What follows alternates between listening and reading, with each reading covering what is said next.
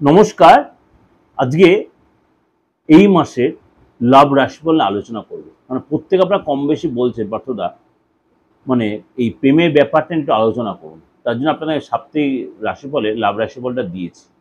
এই মাসে যেটা একটু পুজোর মাস, এই মাসটা প্রত্যেকের জন্য নতুন কোনো প্রেম আসবে, কারো হয়তো রিলেশনে একটু ডিস্টার্ব হবে, কারো হয়তো প্রেমটা হয়তো বিয়েতে পরিণত হবে বা ফাইনাল কিছু হবে, বা কারো একটু মনোমালিন্য হবে। এই জায়গাগুলো হবে এই মাসটা, যেহেতু এটা পুজোর মাস বা নতুন কোনো সম্পর্ক আপনার জড়াবে, একাধিক রিলেশন এক্সট্রা রিলেশনে আপনার জড়াতে পারে।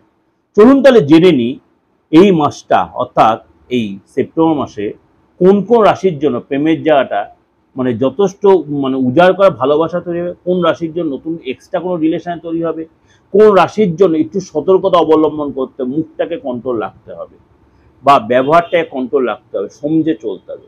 একটু চলুন তাহলে জেনে নিই 12 রাশি। কুম্ভ রাশির এই মাসটা আপনার মানে যথেষ্ট উৎসাহ থাকবে এবং যথেষ্ট আপনার মধ্যে কনফিডেন্ট থাকবে এবং আপনি ভালোবাসা যথেষ্ট অনুভব করতে পারবেন। আপনার প্রেমিক বা প্রেমিকার সাথে অনেকটা সময় কাটাবেন, অর্থাৎ মাসের শুরুতে কোনো প্রত্যাশিত কিছু আপনি এক্সপেক্ট করছেন, সেই জায়গাটা আপনার পূরণ হবে। এই মাসে আপনার কোনো কারণে আপনার হয়তো মানসিক একটু কষ্ট, সপ্তাহের শুরুতে মাসের শুরুতে একটু মানসিক কষ্ট পেতে পারেন, সাবধানে জায়গাটা। কিন্তু এই সময় কিন্তু পার্টনারের কাছ থেকে আপনি হেল্প পাবেন। আপনার যদি সিঙ্গেল হন, এই সময় কোনো বিশেষ ব্যক্তির প্রতি আপনি আকর্ষিত হতে পারেন।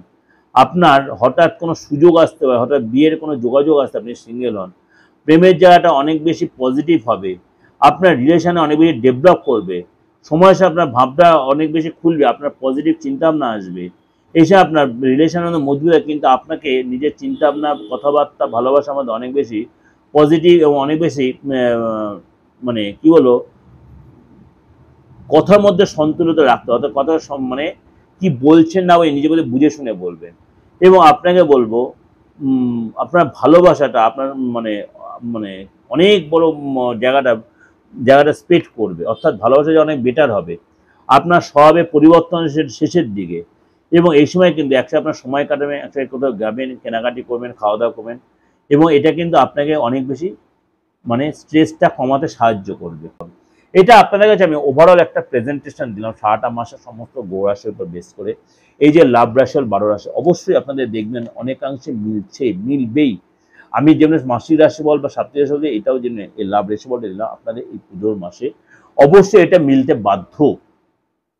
যদি ভালো লাগে অবশ্যই লাইক করবেন। আর এই যে মাসটা চলছে খুব ভাইটাল মাস, এই মাসেই দুটো গ্রহণ হচ্ছে, একটা হচ্ছে চন্দ্রগ্রহণ, একটা হচ্ছে সূর্যগ্রহণ।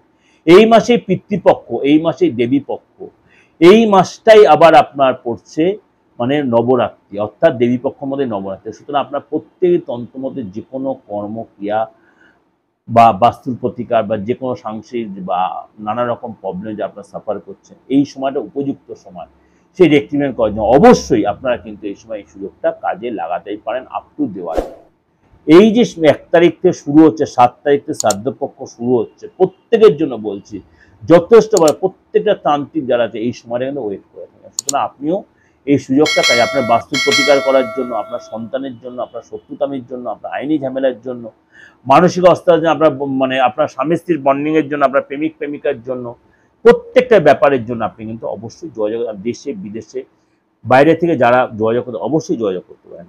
ভালো থাকবেন, নমস্কার।